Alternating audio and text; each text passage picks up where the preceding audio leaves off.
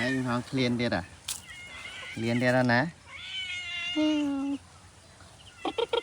Nhau nhau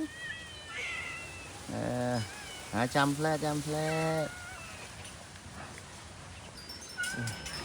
rồi đón chân ấy đi bông phôn chân ấy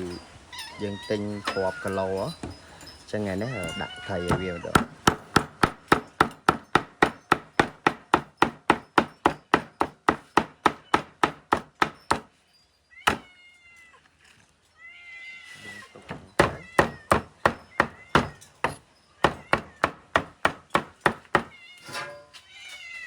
thạc kia vậy thì chạy chân đấy thông gì này nè tháo tắt đi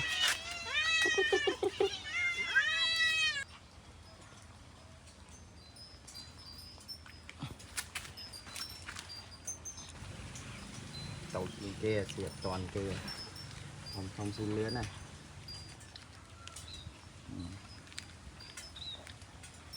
đây xì kèo kia thì